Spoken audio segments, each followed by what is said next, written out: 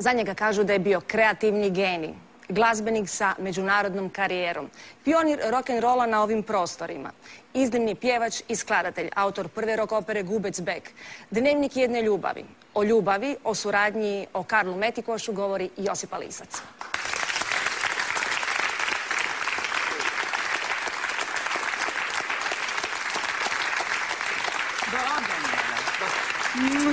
Ljubomorna sam. Vi sve bolje izgledate. Izvolite, Josipa. Josipa, Karlo i vi i Karlo, to ne možemo nikako razdvojiti. Bili ste i profesionalni i privatni ljubavni partneri. To znači da vaš dom je ujedno bila i radionica glazbena. Jesu li u tom radu sudjelovali vaši susjedi? Susjede smo imali sjajne, divne, pune tolerancije, puni su bili razumijevanja. To je bilo napadno, izuzetno snažno se slušala glazba, raspadali su se zvučnici, kupovali su se novi. Pucali su zidovi? Nisu pucali zidovi, ali svaka pjesma koja se rodila zapravo kod nas je imala prvi test. Da li ona funkcionira ili ne. Kako će se po kućama to slušati. Tako da smo, Karlo ima izvanredne uvijek linije, tu tehnologiju, oko toga se brinuo, tako da je zapravo fantastično. Ali sve je to pucalo, frcalo i sve je bilo sjajno. Dobro, ali tko je onda bila osoba koja je susjede umirivala, vi ili Karlo? Pa ja ne, jer on je zapravo imao, danas se to kaže socijalna vještina, uvijek je znao koga ima ispred sebe, tako da je on sve uvijek sredio. On je bio producent svega, zapravo, producent, životni producent, zapravo. Karlo Metikoš je bio na neki način ispred svoga vremena. Ako ćemo to banalizirati, onda je on bio jedan od prvih metroseksualaca. Naime, bio je vrlo njegovan i naočit i ne možemo to samo pripisati genima. Pa, da, to su bile neke polemike oko muškaraca koji se jako vole. Zamislite kako je to grozno, kako je to meni... Koji su čisti i uredni. Ne, da su čisti i uredni, da su lijepi, da su njegovani, što se samo žene njeguje. Pa zapravo jedna koja nehumanost je to, ha? Vi ste imali svoje beauty rituale, vi i Karlo? Pa imali smo, normalno, to se sve vidjelo i bilo je jako lijepo. Mislim, kad moram biti indiskretna, dijelili ste maske za lice ili na koji način ste ga mazali? Kad bi ja sebe namazala, onda bi usput i njega. Kad ste natrackani hodali po kući? I njega se... Dobro. 40 godina. Da. Jedan od prvih, kako ste rekli, rock konceptualnih albuma na ovim prostorima. Dnevnik jedne ljubavi, koji ljubimo i danas, dakle 40 godina kasnije. Aktualan je, živi i danas, ima 40 godina, potpuno je samostalan. Imam osjećaj da se nekako i od nas autora zapravo odmaknuo, kao da je rekao pustite me, želim biti samostalan. Osim toga sam si pronašao ja svoje društvo, neko novo društvo. Mislim da to novo društvo zapravo su mladi koji njega žele.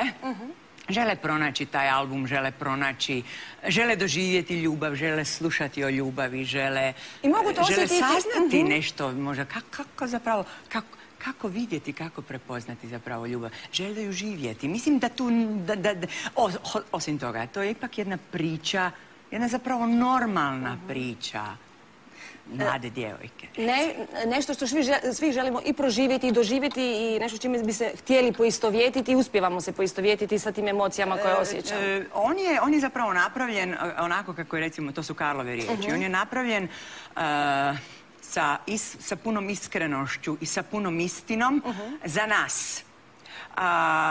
Tek kad ti to stvaraš i sa uvjerenjem i stojiš iza toga, kad ti stvaraš i vjeruješ u nešto, ti tek tada si u stanju da zapravo to možeš prenijeti nekom drugom i da tamo netko sa strane kaže jao, to je to. Tek kad onaj koji to stvara vjeruje u to. Bez kombinacija, bez kalkulacija, kompilacija i tako dalje. Tako da je on zaista, zato je danas i živ.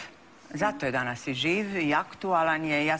Gledajte, to ovako da ne budem baš lažno skromna, ali to je i svjetski jedan egzemplar. Mislim, primjer, mi ovdje nemamo te ankete, ne provodimo i tako dalje, ko, gdje, šta, ali takve stvari su u svijetu vrlo, vrlo cijenjene, dapače, spominju se i tako dalje. Ne znam da li ćemo se mi još spominjati od Dnevnika, ali moja ova godišnja je cijela zapravo godina i koncerti su posvećeni, odnosno pod aurom su Dnevnika jedne ljubavi, tako da... Hvala lijepa.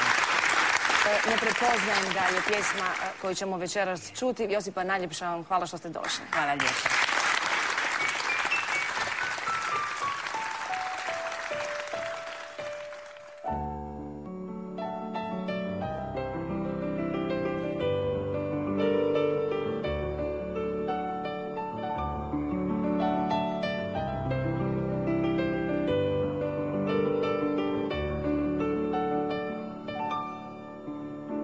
Idem s ním njemu kroz grad. Čini se sve ko nekad, a osjećam u dubini srca svog da nije isti. Njegove kretnje ne prepoznajem. Njegove kretnje ne prepoznajem.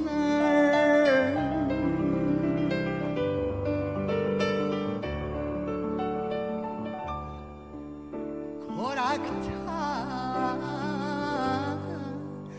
bržinom prije, stisak ruke ništa ne krije. U očima koje gledam je sjaj, taj sjaj je nježan. Sklonište moje oduvijek i zaklon moj. Zar su to ruke što su me štitile?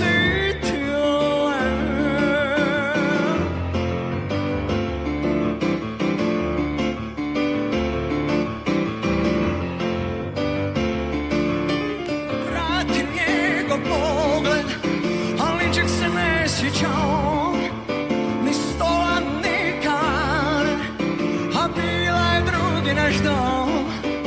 Kupuje mi 5 karanfila, zaboravljam, ne volim je ja. Na trenutak ček šapne drugo ime, da protrnu svaje.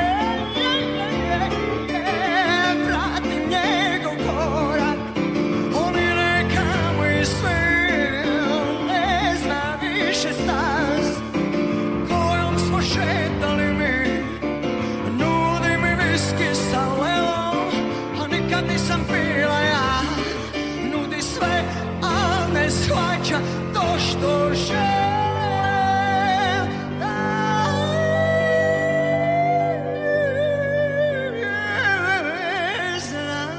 Da mi da.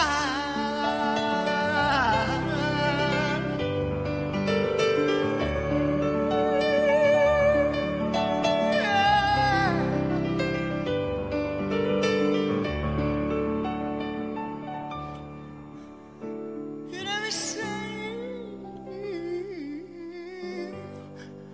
njemu kroz grad.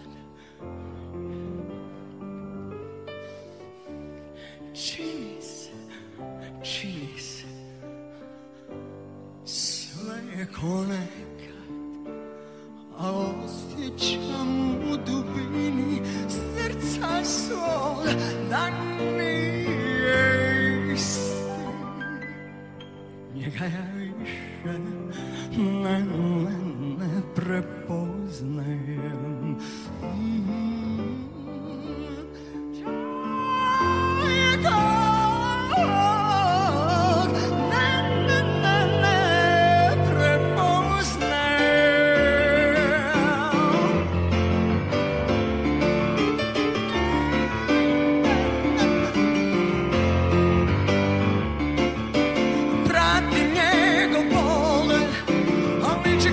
Sjeća on, ni stola, ni kane,